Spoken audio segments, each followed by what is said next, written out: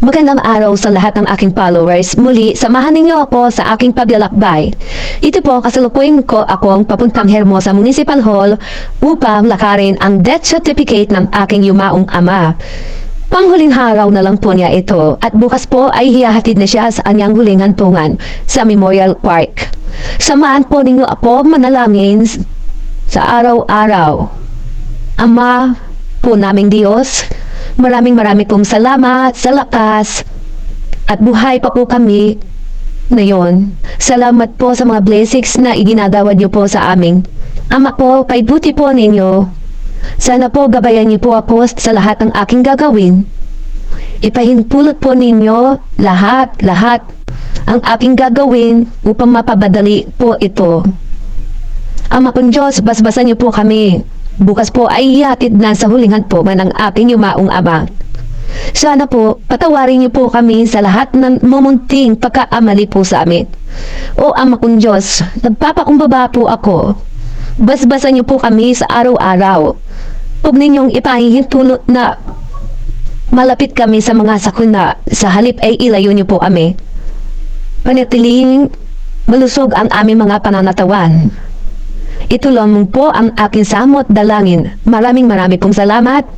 Amen. Marami pong salamat sa nanood at nakisimpatya sa namayapa ko pong ama. Naririto na po ako sa aming bayan dito sa Hermosa. Ipinakikita ko po ang simbahan ng aming lugar dito sa Hermosa, Bataan. Ayan po ang kanto ng simbahan. Sa paglipat po ay munisipyo na ng Hermosa. Lalakarin ko po dyan ang death certificate ng aking yumaong ama. Ayan po ang harapan ng aming municipal hall. Maraming pong salamat sa followers ko na lagi nanonood at tumatangkilik ng aking mga videos sa araw-araw. At sa mga nakikisimpatya. Ito po ang loob ng Hermosa Municipal Hall kung saan hihingi po ako ng death certificate. Ang sabi po sa akin ng counter 9 dyan, pumunta po ako sa St. Peter upang kumuha ng blankong papel ng death certificate ng aking yumaong ama. So pumunta muna po ako ulit sa Dinalupihan, Bataan upang kumuha ng blankong papel ng death certificate ng aking ama. Yan po ako lumalakad papunta sa St. Peter upang humingi ng blankong papel at pagkayari po niyan, bumalik ako ng Hermosa at nagkamali na naman po ako kasi ang death certificate pala ay papipirma sa doktor at pupunta ako sa health center upang papirmahin ang doktor sa death certificate.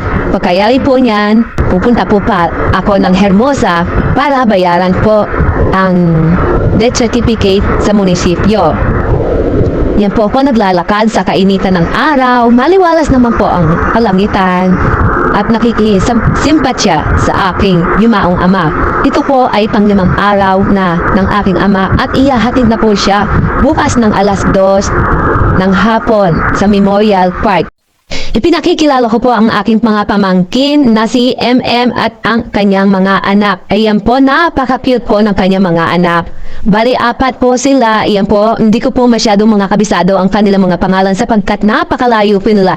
Sila po ay nasa Cavite. Yan po ang kanyang anak. Apo yan ng aking kuya na si Kuya Sani. Yan, nagpakis po ako sa kanya dyan, nakakatawa. Ito po ang aking kuya na sa aking sinasabi na si Kuya Sani. Yan po, pang 10 po siya sa aming magkakapatid. Yan po ang kanyang anak na pamalawa sa panganay. Yan po ang anak ni Michael na napaka-cute at napakataba. Ayan, nagpakis din po ako sa kanya. Yan po ang asawa ni MN, ang aking pamangkin. Sila po ay nakatira sa Cavite po ngayon.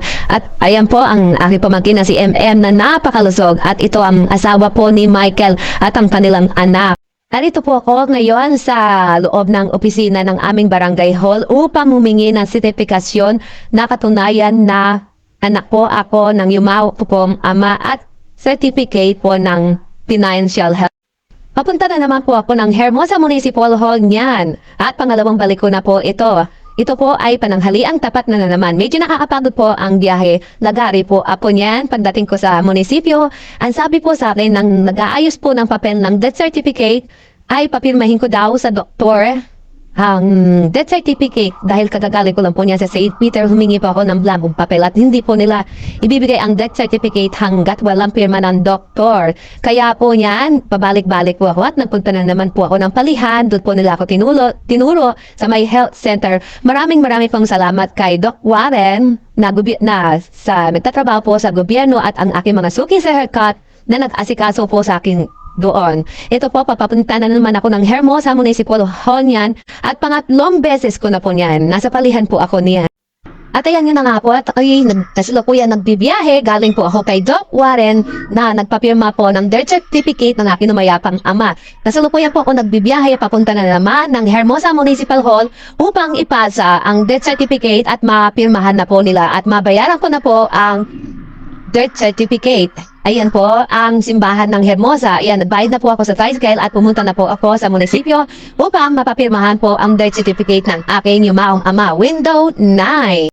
Akala ko'y tapos na po ang pagpaprocess ko ng papel dahil nakauwi na po ako sa pulis at nagring na po ang aking telepono at tumawag ang aking ate at samahan ko daw ang aking bayaw upang lakarin sa Memorial Park ang hukay ng aking mayapang ama. Kasi po bukas ng alas 2, ihahatid na po sa huling hantungan ang aking ama. Yan po ang Memorial Park. Kasama ko po ang bayaw ko, ang kuya ko at ang isa ko pang bayaw. Papauwi na po kami niyan sa kulis. Sabi ko sa bayaw ko, hiyatig nila ako para makapagpahinga naman. Alas 3 ng hapon po niyan. At pagod na po ako. Medyo nahahapon na po ako at exhausted na rin.